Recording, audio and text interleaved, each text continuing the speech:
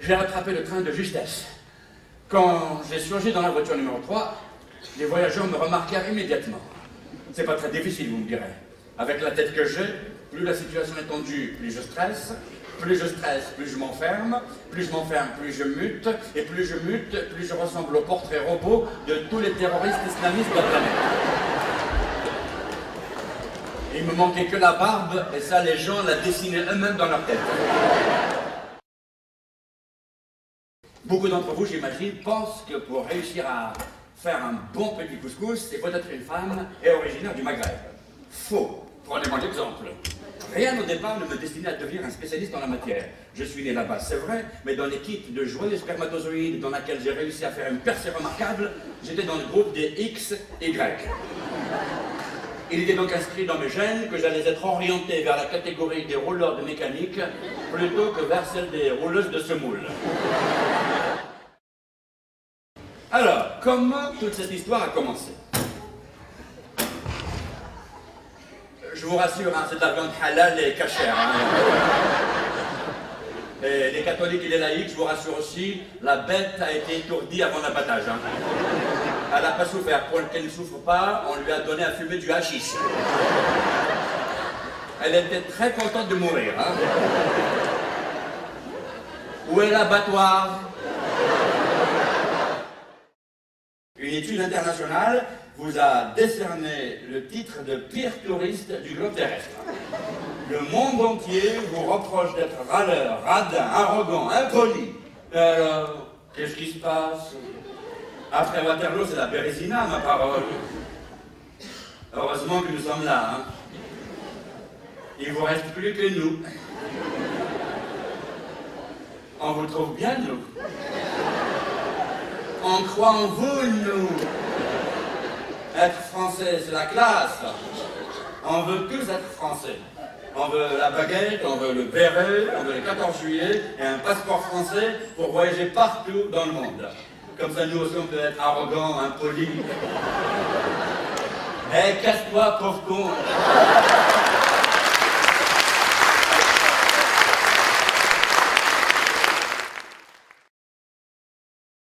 Article 2, pour vous aider à retrouver le A que vous a fait perdre l'agence Standard & Poor's, nous vous donnerons le A de Algérie.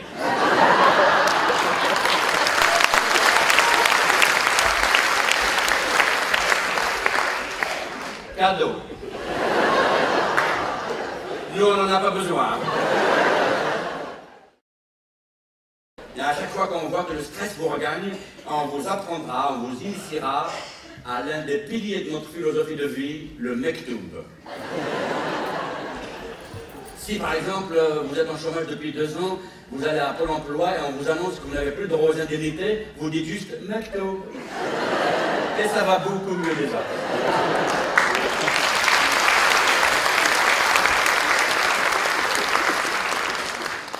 Le mektoub relativise les catastrophes. Allez, on va faire un petit entraînement. Vous vous levez le matin et vous trouvez qu'on vous a coupé l'eau, le gaz et l'électricité. Vous allez peut-être gagner au loto la semaine prochaine. Mais non, là c'est Inch'Allah. Vous savez, chez nous, derrière moi, ils ont acheté 200 éoliennes et ils les ont installées dans un endroit où il n'y a pas de vent. Le jour de l'inauguration, la délégation ministérielle est arrivée avec le ministre de l'énergie en tête. Il y avait les ingénieurs et le peuple qui attendait avec des ciseaux, etc. Et une fois arrivé, mais, il dit aux ingénieurs, mais comment ça se fait que... Mais elle ne tourne pas! Et les ingénieurs, ah ben oui, monsieur le ministre, eh bien, on vous l'avait déjà dit, c'est une région où il n'y a pas de vent, c'est normal. Mais il faut les faire marcher avec l'électricité! En ouvrant le journal parisien de la région du coin d'aujourd'hui, je suis tombé tout à fait par hasard sur la rubrique carnet, naissance et décès au mois de janvier et février. Sa lecture m'a interpellé, je vous en fais part. Alors, dans la région d'Aulnay-sous-Bois et autour, au mois de janvier, les naissances, Nabila Ayashi, Sissoko Mbala, Kader Chehad, Najid Aoud, Nabila Arfaoui, Jamila Arbadji, Kouchko Chaglayan, Dialongo, Yasmine Belboul. Les décès, Mathilde de la Forêt,